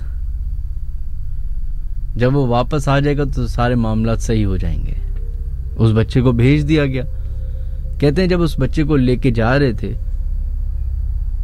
तो वो गाड़ी के बीच में बैठा हुआ था, एक दरवाजे की साइड पे एक और मौलवी साहब और दूसरी साइड पे। तो कहते हैं पूरे रास्ते जब तक हमने उसको बांग्लादेश उसके गांव तक नहीं पहुंचाया, वो उसकी पूरी कोशिश थी कि वो चलती हुई गाड़ी से भी उतर जाए, जहाज से भी उतर जाए, किसी भी तरीके से उतर जाए।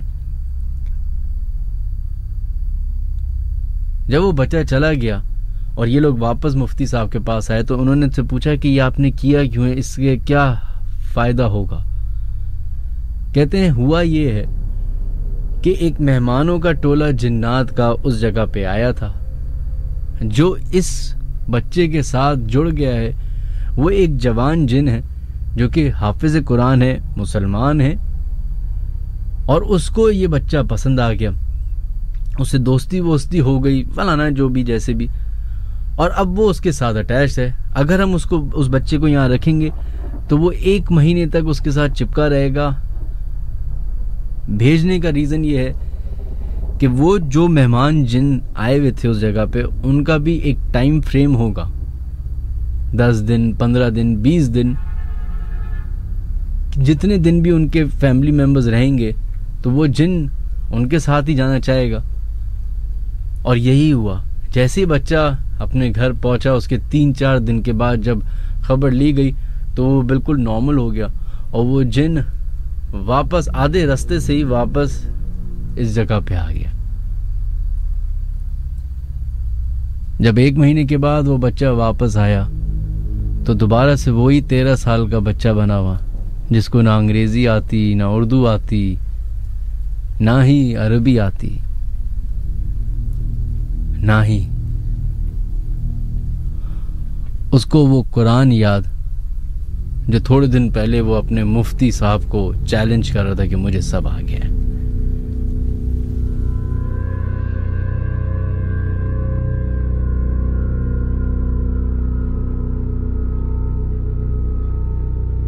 दुनिया में कुछ इस तरह के इलाके भी मौजूद हैं जहां करोड़ों लोग रोजाना सफर करते हैं, जहां लाखों लोग अपनी जिंदगी के कई हजार घंटे उस जगह गुजार लेते हैं बगैर ये सोचे हुए कि जिस जगह पे वो अपना वक्त गुजार रहे हैं शायद उस जगह की हकीकत कुछ और है।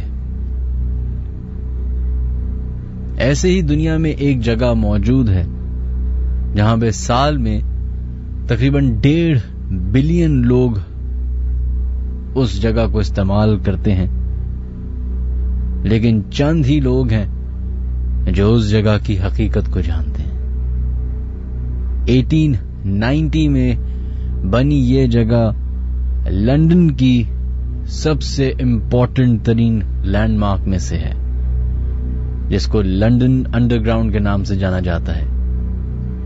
दुनिया की सबसे पुरानी ट्रेन स्टेशन के ट्रैक्स इस जगह पे ही पाए जाते हैं, लेकिन उसी के साथ साथ कुछ ऐसे वाकयात भी पाए जाते हैं उस जगह के जो इंसानी दिमाग और लॉजिक्स दोनों को ही पीछे छोड़ देते हैं।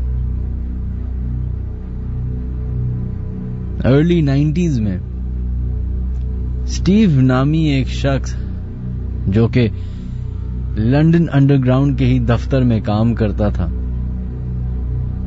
रात के 12 बजे अपने दफ्तर में कुछ आखिरी काम के रसूमात अंजाम दे रहा था कि अचानक से उसको एक कॉल आती है उसके ही सिक्योरिटी सुपरवाइजर की, जो कि टेलीफोन पे उसको बताता है कि उसी के ट्रेन स्टेशन पे एक शख्स उनको नजर आ रहा है।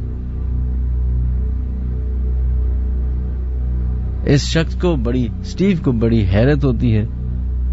वो कहता है कि इस पहर जबकि स्टेशन बंद हो चुका है और मेरे अलावा इस स्टेशन पे कोई और नहीं हो सकता, तो ये शख्स कौन है? वो अपनी टॉर्च उठाता है और अंडरग्राउंड स्टेशन की तरफ चल पड़ता है। जब एलिवेटर से नीचे उतरता है और अंधेरे में टॉर्च मार के उस ट्रैक या ट्रेन स्टेशन की तरफ देखता है तो वहां सब कुछ नॉर्मल लगता है, सब वैसे ही होता है जैसे होना चाहिए। थोड़ी देर इन्वेस्टिगेशन करने के बाद उसी स्टेशन में मौजूद टेलीफोन बूथ से वो अपने सिक्योरिटी एजेंट को कॉल करता है और उसको बोलता है कि या तो तुम मजाक कर रहे हो या फिर तुम्हारा कोई वहम है, क्योंकि यहां पे तो ऐसा कोई भी नहीं है मौजूद, मैं पूरा चेक कर चुका हूं। हैरानी की बात यह थी कि उस वक्त वो सिक्योरिटी गार्ड जो कि अपने कंट्रोल रूम में बैठा हुआ था कहता है कि शायद स्टीव तुम मुझसे मजाक कर रहे हो, क्योंकि वो शख्स अभी भी वहीं खड़ा हुआ मुझे नजर आ रहा है। स्टीव बजाय फोन रखने के फोन को एक जगह साइड पे रख के दोबारा उसी जगह पे टॉर्च मारता है और फिर से उसके साथ वही होता है कि उसको कोई नहीं दिखता। वापस पलटता है, फोन उठाता है, अपने सिक्योरिटी गार्ड से कहता है कि तुम मुझसे झूठ बोल रहे हो, यहां ऐसा कोई नहीं है। जिसपे सिक्योरिटी गार्ड कहता है कि जिस डायरेक्शन में तुम लाइट मार रहे हो वो शख्स उधर ही खड़ा है, बिल्कुल तुम्हारे सामने खड़ा हुआ है, मेरे कैमरे में, मेरे सीसीटीवी फुटेज में सामने नजर आ रहा है। खैर, वो अपनी तरफ से मजीद थोड़ी सी और इन्वेस्टिगेशन करके वापस उस एलिवेटर से ऊपर जा रहा होता है कि अचानक से उसकी एक जगह नजर पड़ती है जिसकी वजह से उसमें परेशानी की लहर दौड़ पड़ती है। सामने ही बेंच पे उसको वाइट कलर के कपड़े नजर आते हैं और ये वही वाइट कलर के कपड़े थे जो सिक्योरिटी गार्ड बार बार बता रहा था स्टीव को कि एक शख्स उस स्टेशन पे नजर आ रहा है जिसने वाइट कलर के कपड़े पहने हुए। और ये बात वो तस्दीक के साथ कहता है कि उससे पहले वो कपड़े उस जगह पे मौजूद नहीं थे। भागता हुआ वो वापस उस सिक्योरिटी गार्ड के पास जाता है, जहां पे उसको पता चलता है कि उसका सामना लिवरपूल स्टेशन के मशहूर गोस्ट से हुआ।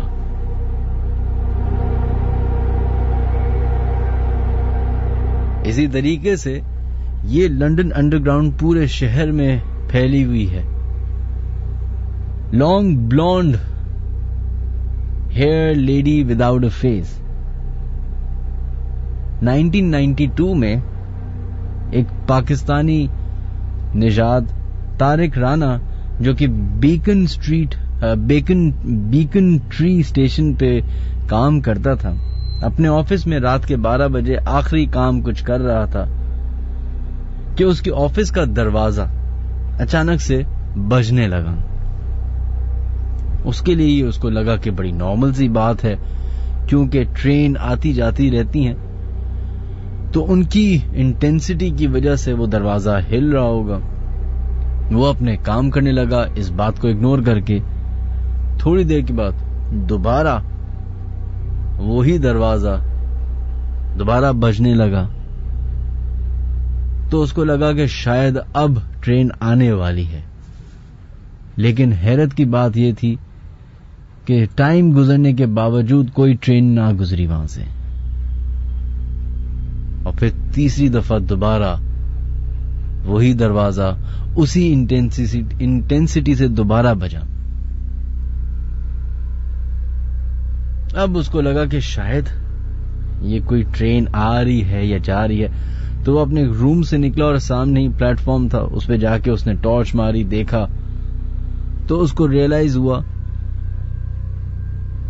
कि ट्रेन का टाइम तो खत्म हो चुका है, इस टाइम पे कोई ट्रेन नहीं गुजरेगी।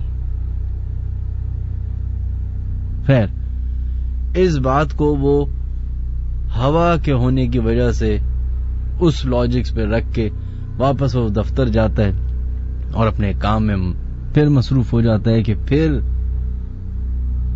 उससे ज्यादा इंटेंसिटी से वो दरवाजा पूरा वाइब्रेट होता है। अब उसको थोड़ा बहुत अजीब सा लगने लगा, तो उसने सोचा कि क्यों ना मैं दरवाजे लॉक करके अपने सुपरवाइजर के पास जाऊं और उसको ये सारी बातें बताऊं। अभी दरवाजा लॉक करके वो सीढ़ियां ऊपर चढ़ के जा ही रहा होता है कि उसको ऐसा महसूस होता है कि उसके पीछे कोई खड़ा है। पीछे पलट के जब देखता है तो एक औरत नजर आती है उसी दरवाजे की तरफ जो बज रहा होता है। उससे पहले ना तो वो औरत थी, ना ही कोई और उधर मौजूद था। वो भागता हुआ अपने सुपरवाइजर के पास जाता है। सुपरवाइजर उसकी शक्ल देख के पहचान जाता है और कहता है कि क्या तुमने कोई जिन भूत देख लिया? जिसपे वो कहता है हाँ, मेरे साथ ऐसा कुछ हुआ। तो उसकी बात काटते हुए वो सुपरवाइजर बोलता है, कहीं तुमने एक ब्लॉन्ड बालों वाली बगैर चेहरे की औरत तो नहीं देख ली? ये उसके बाद उसके और रोंगटे खड़े हो जाते हैं। पता चलता है कि उस औरत की हिस्ट्री है 1958 में एक ट्रेन कोलिजन हुआ था जिसमें 10 लोग मारे गए थे। उन 10 पैसेंजर्स में से एक पैसेंजर वो औरत थी जिसकी रूह आज तक उस स्टेशन पर भटकती है। इसी तरीके से बीकन ट्री स्टेशन से 12 मील दूर एक और स्टेशन है जो कि हाइड पार्क के कॉर्नर पे आता है। हाइड पार्क का जो वो स्टेशन है वो तकरीबन लंदन के सेंटर शहर में मौजूद है। कहा जाता है कि 1978 में एक शख्स वहां काम कर रहा था। जब सारी ट्रेन्स अपने रूटीन के हिसाब से चल चुकी थीं और बंद हो चुकी थीं, तो वहां पे कुछ इलेक्ट्रिक काम होना था, जिसकी वजह से 2-4 लोग वहां रुक चुके थे। रात के तकरीबन 1 बजे के वक्त दो शख्स उस रूम में बैठे हुए थे जो कि एक एलिवेटर से बहुत ही करीब था। तो अचानक से रात में उनको आवाज आना शुरू होती है जैसे एलिवेटर चल रही है। जाते हैं, देखते हैं तो वाकई में एक एलिवेटर चल रही होती है। हैरानी की बात यह थी कि वो एलिवेटर चल कैसे सकती है जबकि उसका सर्किट ब्रेकर इन लोगों ने ही निकाला होता है। और दूसरी बात यह कि अगर सर्किट ब्रेकर लगा भी हो तो एक की होती है जिसको लगाने के बाद वो एलिवेटर चलती है। खैर, मैकेनिकल प्रॉब्लम समझ के वो बात को इग्नोर कर गए और दो लोग जो उधर मौजूद थे वो अपने दफ्तर में दोबारा चले गए। एक शख्स अपने ऑफिस में बैठ गया और दूसरा शख्स शीशे के सामने खड़ा हो गया और एलिवेटर को देखने लगा। जब 10-15 मिनट गुजर गए और वो शख्स अपनी जगह से ना हिला तो उसका दोस्त जो साथ में ही था वो उसके पास गया और उसने उसको जब देखा तो वो हैरान हो गया कि उस लड़के को जो कि खिड़की के उस पार देख रहा था, अजीब उसके चेहरे पे सकता हुआ है, ऐसा जैसे उसको कोई सीजर्स पड़ रहे। जब उसके सीजर्स खत्म हुए और वो वापस नॉर्मल हुआ तो उसने उस अपने दोस्त से पूछा कि क्या तुमने वो शख्स देखा, जिसपे वो कहते हैं नहीं, मुझे तो कोई नजर नहीं आया। कहते हैं कि अभी वहां पे वो शख्स मौजूद है जो हमें देख रहा है।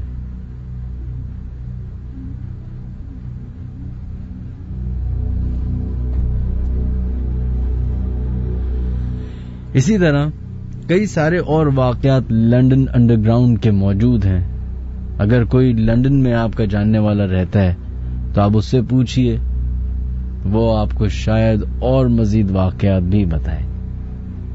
लेकिन सबसे अजीब और गरीब वाकया जो है वो मैं अब बताने जा रहा हूं आपको। ये अंडरग्राउंड स्टेशन में काम करना बहुत मुश्किल होता है और उन काम में सबसे मुश्किल तरीन काम होता है ट्रैक वॉकर्स का, जो कि उनका काम ये होता है कि जब रात के 12 या 1 बजे के बाद ट्रेन बंद हो जाती है तो वो उस ट्रैक पे पैदल चलते हैं 4-4, 5-5 मील एक स्टेशन से दूसरे स्टेशन, ये देखने के लिए कि कोई पैसेंजर रह तो नहीं गया या कोई ड्रग एडिक्ट्स तो वहां पे नहीं बैठे हुए या कोई ऐसी एक्टिविटी तो नहीं हो रही जिससे ट्रेन को खतरा हो सके, फलाना फलाना।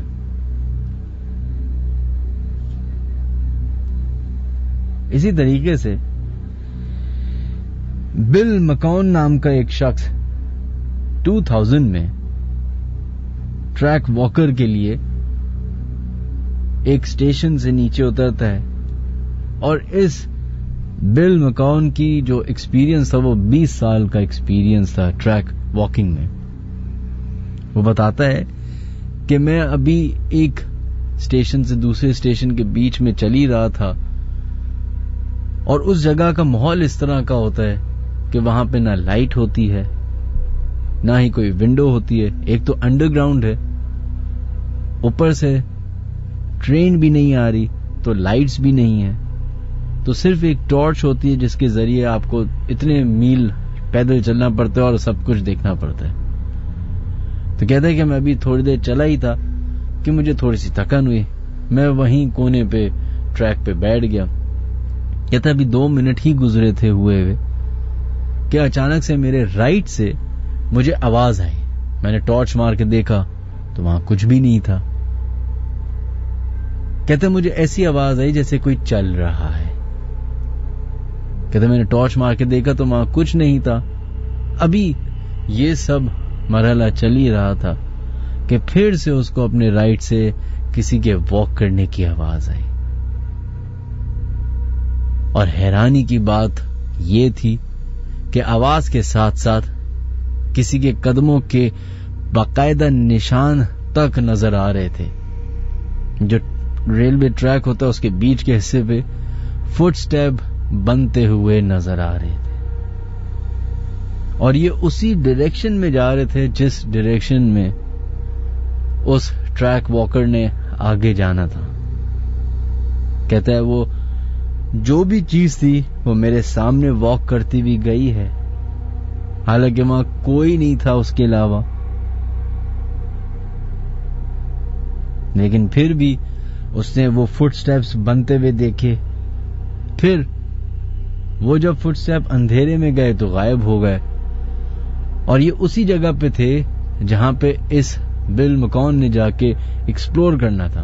कहता है मैं अपनी ड्यूटी पूरी की, मैं उस जगह तक गया, और जब मैं वापस अपने ऊपर सुपरवाइजर के पास गया तो उसने मेरे बोलने से ही पहले मुझे ही कह दिया कि क्या तुमने भी वहां पे फुटस्टेप्स देखे हैं?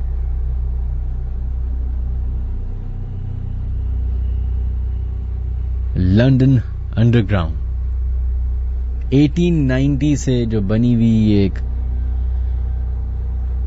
ट्रैक है जिसने वर्ल्ड वॉर 2 के टाइम पे कई हजार लोगों को भी अपने बंकर्स के तौर पे इस्तेमाल किया गया, और 2005 में तो हम सब ने ही देखा था जो उस स्टेशन पे अटैक हुआ था।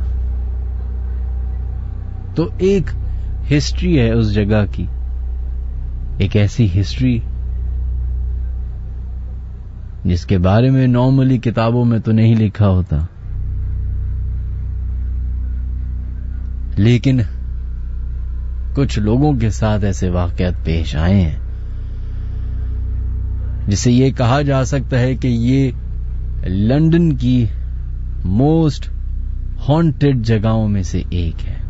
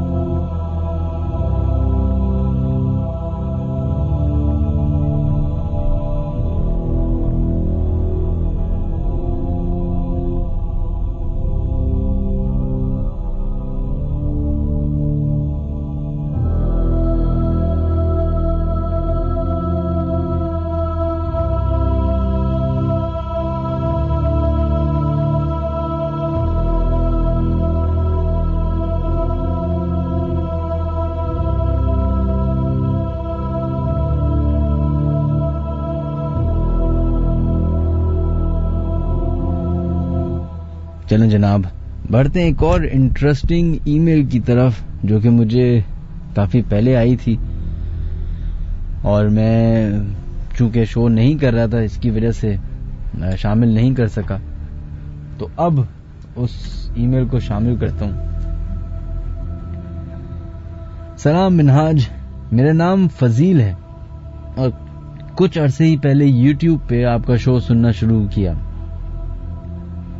अब मैं आपको एक ऐसा वाकया बताने जा रहा हूं जो कि मेरे मरहूम भाई से के हवाले से है। मेरे भाई और मेरे वालिद साहब पुलिस में नौकरी किया करते थे। 1992 में मेरे वालिद इंस्पेक्टर थे और मेरा भाई ASI, और वो मेरे वालिद का ही सब ऑर्डिनेट भी था। राजनपुर पंजाब में एक उनको टिप मिली कि कुछ डकैत छुपे हुए हैं।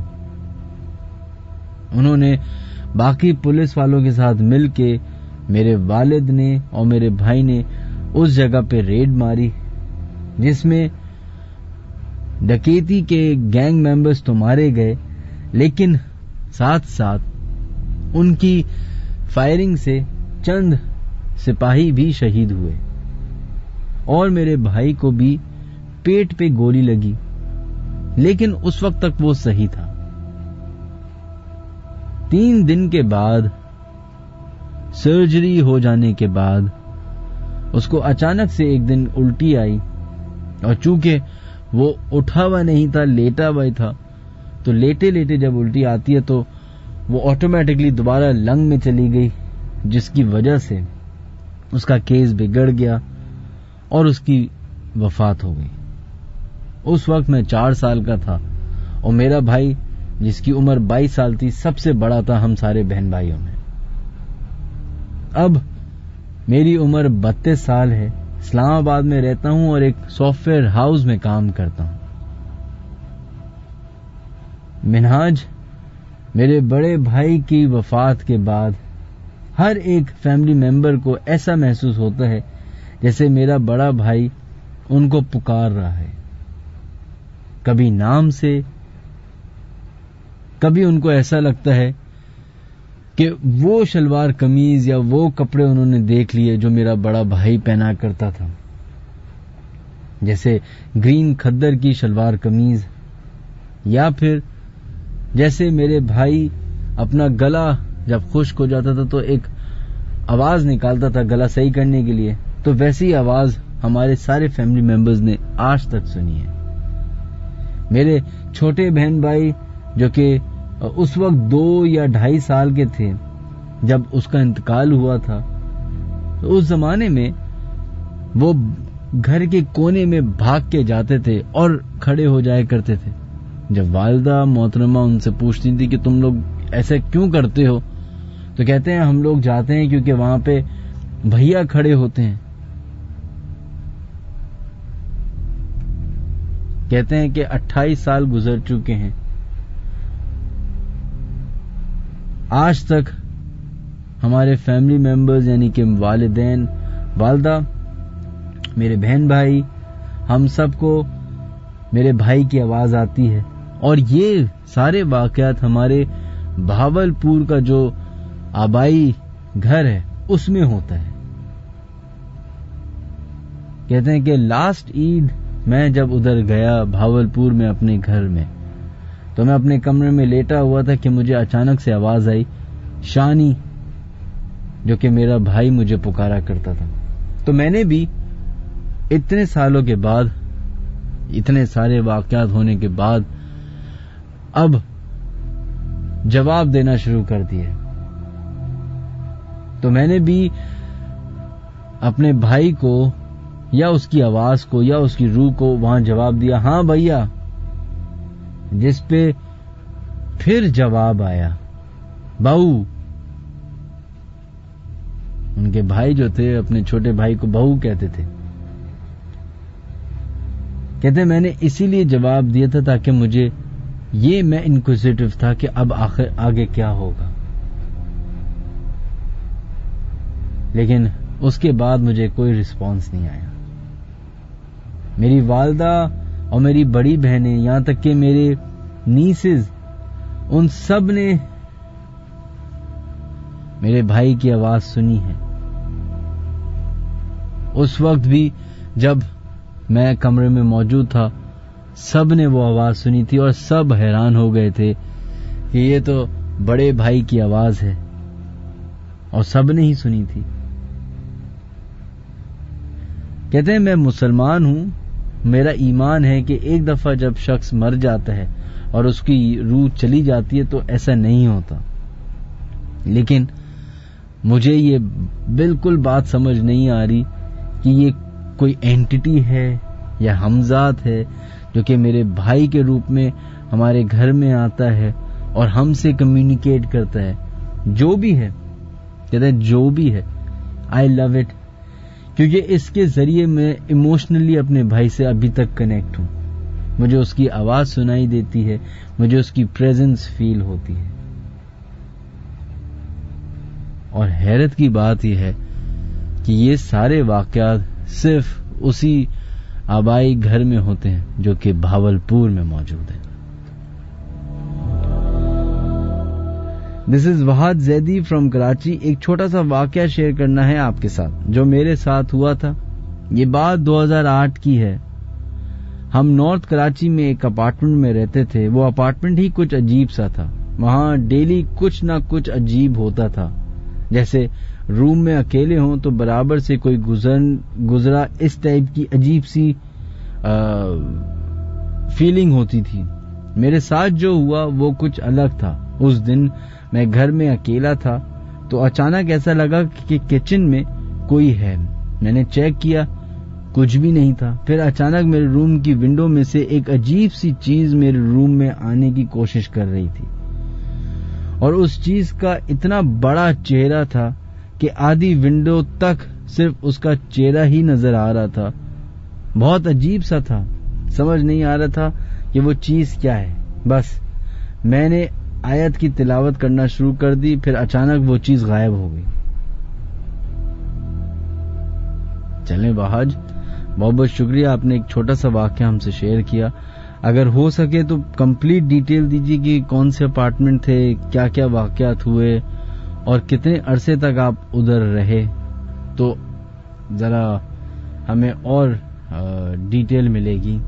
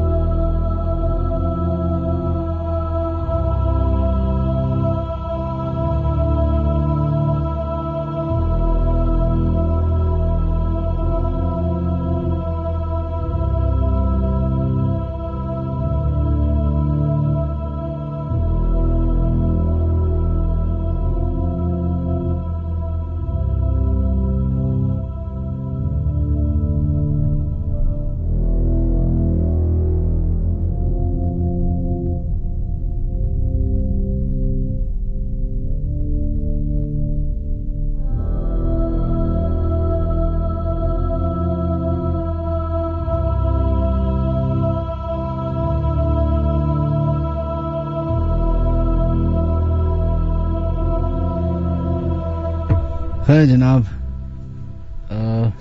प्रोग्राम का वक्त ऑलमोस्ट खत्म हो चुका है। आप तमाम लोगों से ही इजाजत लेने का वक्त आ चुका है। आज के शो में हमने ज्यादा से ज्यादा ईमेल शामिल की, कुछ ऑडियो टेप्स शामिल की,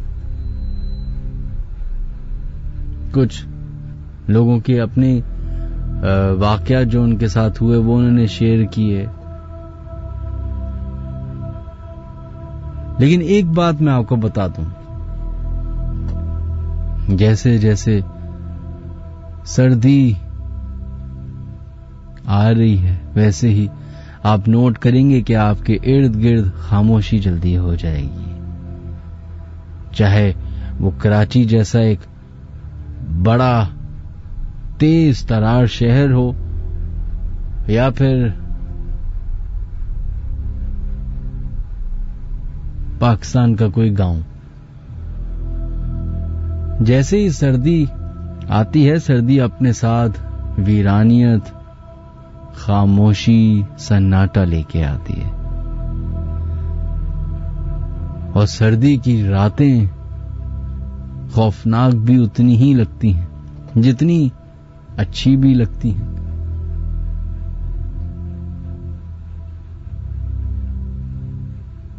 ऐसी ही सर्दियों का एक वाकया है।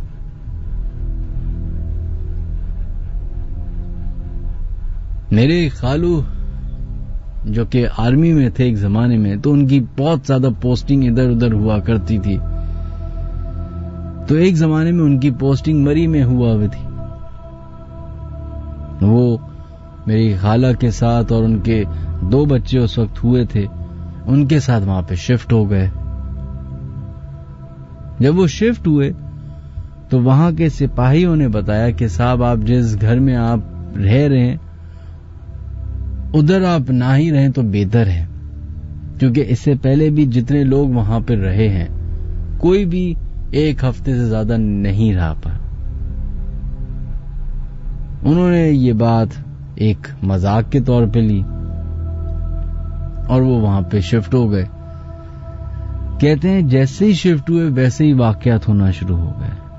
मतलब शुरुआत ऐसी हुई कि रात को सारे खिड़की दरवाजे बंद करके सोएं। रात के पहर अचानक से सर्दी महसूस हो, आंख खुले तो सारे घर के खिड़की दरवाजे खुले होते। फिर खाला को अक्सर एक मर्द घर में नजर आता। जब वो उसके पीछे जाती देखने के लिए कि कौन है, तो वो गायब हो जाता। फिर वही शख्स दूसरे कमरे में नजर आता और ये सब चीजें एक ही वक्त में होना शुरू होती।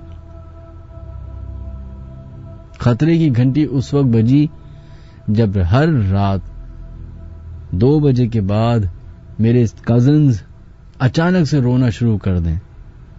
1-2 दफा रोने के बाद जब उनसे पूछा गया तो उन्होंने बताया कि उनको कमरे में एक मर्द नजर आता है जो कि बहुत ही खौफनाक शक्ल का है और वो आके उनको उनके पैरों पे टिकल करता है, जैसे उनको जगा रहा हो। कहते हैं कि हम जब कंबल के अंदर मुंह डाल के सो रहे होते हैं तो हमें ऐसा महसूस हो रहा था कि कमरे में और भी कई सारे लोग हैं जो चल रहे हैं, जिनके चलने की आवाज आ रही है। क्योंकि वो घर लकड़ी का बना हुआ था तो कहते हैं कि जूते की आवाज नहीं आती थी, पैरों की आवाज नहीं आती थी, लेकिन आवाज ऐसी आती थी जैसे किसी के नाखून जमीन पे लग रहे हों। और सिर्फ एक आवाज आती थी कि मुझे देखो। कहते हैं कि ये 2-3 दफा हमारे साथ हुआ। उसके लास्ट डे जब इन सब ने ये घर छोड़ने का फैसला किया, वो वजह ये बनी कि एक औलाद ने रात को जब ऐसा सब सिनेरियो होना शुरू हुआ तो उसने कंबल उठा के देखा तो देखता है कि एक मर्द सामने खड़ा हुआ है जिसके जिस्म पे बाल ही बाल हैं। चेहरा जो है वो एक वुल्फ नुमा है, लेकिन हुलिये से वो इंसान लग रहा है और उसके हाथ पैर के नाखून इतने बड़े हैं कि वो जमीन पे टच हो रहे हैं।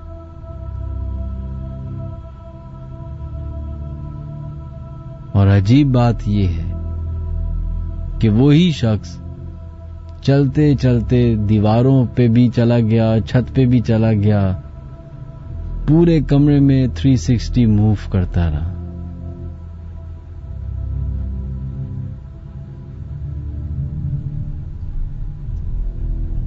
अभी भी 2 बजने वाले हैं। कहा जाता है कि ये वो वक्त है जब दुनिया में इस तरह की एंटिटीज, एनर्जीज, जिन्नात फ्रीली मूव करते हैं। तो क्या पता आपका भी शायद किसी के साथ आमना सामना हो जाए।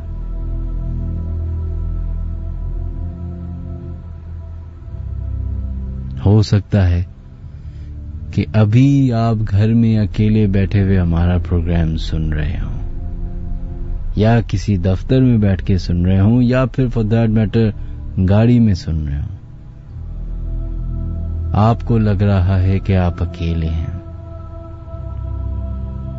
पर शायद आप अकेले नहीं। कोई और भी उधर मौजूद है जिसको आप देख नहीं सकते, पर वो आपको जरूर देख सकते हैं। और शायद